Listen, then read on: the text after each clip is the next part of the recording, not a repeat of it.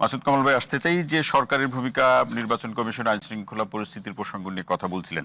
আপনার কাছে coat unquote এই প্রশ্নটি রাখি, যে এইভাবেই রাখছি যে আসলে বর্তমান সরকার নিয়ে তো অনেক কথা হয়েছে, যেটা অমুক দলের সমর্থিত সরকার, অমুক দলের সরকার, কিন্তু এই বাস্তবতায় সরকার যে ব্যবস্থাগুলো একটি ঐতিহাসিক নির্বাচনের প্রশ্নে, গ্রহণযোগ্য নির্বাচনের প্রশ্নে গ্রহণ করছে, তাতে মনে হচ্ছে যে কেউ সন্তুষ্ট হচ্ছে না। আমি তো দেখি না আসলে, আমি তো কাউকে বলতে শুনি নাই যে আমরা খুব সন্তুষ্ট। এখন আমি শুনি না, এখানেও শুনলাম না, পত্রপত্রিকাতেও দেখে কেউ বলে নাই যে সরকারের প্রত্যেকটা পদক্ষেপ এত সুন্দর, এত অসাধারণ, যে এরকম পদক্ষেপ, এরকম ব্যবস্থা আমরা এর আগে কখনো দেখি নাই। এরকম কাউকে বলতে শুনি নাই ভাই পর্যন্ত। আমি সবাই সন্দেহ। এখন ঘটনাটা জানেন, জি, আগে কি হতো, আগে অনেক সময় হতো কি, যে সরকারের উপর মানুষ সন্দেহ করতো সরকারের প্রতি কোনো জায়গায় পক্ষপাত দুষ্ট আচরণ করছে। এখন হলো এই সরকার এতই অদক্ষ যে পক্ষপাত দুষ্টতা দেখাতে গেলেও তো এক ধরনের দক্ষতা লাগে, যে আমি দুইজনের মধ্যে উনাকে সাপোর্ট করবো, কিন্তু উনি টের পাবে না, উনি টের পাবে না। এটা কিন্তু হয়ে যাওয়ার পরে টের পায়, আগে টের পায় না। এটা কিন্তু দক্ষতা লাগে, এদের এই দক্ষতাও নাই।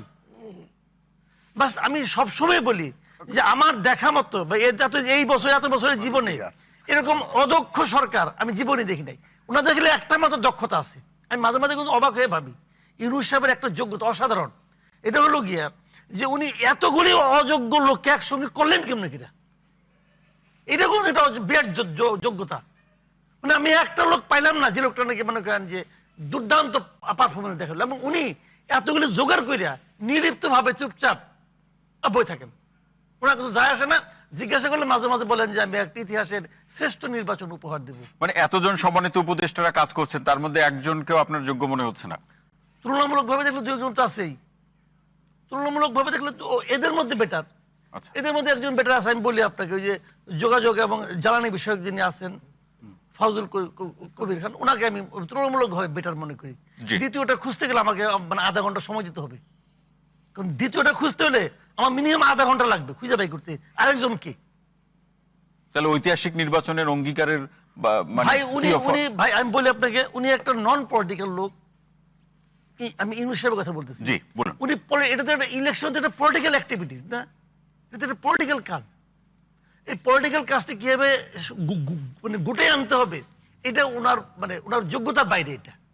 এবং উনি এটা মানে এখন পর্যন্ত ওনার সুবিধাটা কি জানেন, প্রত্যেকটা পলিটিক্যাল পার্টি ওনাকে সাপোর্ট দিয়ে যাচ্ছে। সবাই কিন্তু মুখে মুখে বলে ভালো হচ্ছে না, অমুক হচ্ছে না, কেউ কিন্তু বলে না যে তুমি অযোগ্য, কেউ কিন্তু এর উচ্চারণ করে না। দুই একটা আমাদের মতো দুই একটা পাগল ছাগল করে, আর কেউ করে না কিন্তু। সবাই তাদেরকে বলে ঠিক আছে কামটা সারেন। ওইটা হয় কেন জানেন বলি ঘটনাটা। ধরেন আপনি বাসার মধ্যে আছেন, আপনার 2 বছর 2.5 বছরের বাচ্চা হাতে একটা ছুরি নিয়ে ঘুরতেছে, আপনার লক্ষ্যটা কি হবো? বাবা কিছু করিস দে, আমাকে দে, ওকে আমাকে দে, তোর চকলেট দেবো, মানে কোনো মতো গেলে ছুরিটা তুই ফালা। এই অবস্থাটা এদের, মানে সবাই আতঙ্কগ্রস্ত যে কোনো মতো ইলেকশনটা পার হোক। ইলেকশনটা পার হলে একটা পলিটিক্যাল গভর্নমেন্ট, সবাই কিন্তু তাই বলে, একটা পলিটিক্যাল গভর্নমেন্ট আসুক, জনগণ এটাকে নির্বাচিত করবে, যারাই করুক ভাই, আমার কোনো আপত্তি নাই। কিন্তু এরকম জবাবদিহিতা ছাড়া তো কোনো গভর্নমেন্ট থাকবে না।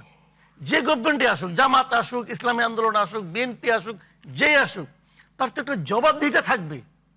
মানুষ মনে করবে কি তুমি যদি এবার খারাপ করো, আগামীবার তোমার ভোট দেবো না। কিন্তু এতে কোনো জবাবদিহিতা আছে?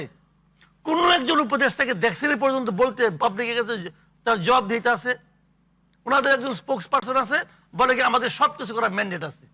কোত্থেকে কয়, কিভাবে কয়, তার কোনো উত্তর নাই। ওনার নাকি সবকিছু করার ম্যান্ডেট আছে। ওনার কি করার ম্যান্ডেট আছে ভাই? তো এগুলো বুঝেও না জিনিসটা, লজ্জাও পায় না, কি করবেন? জি।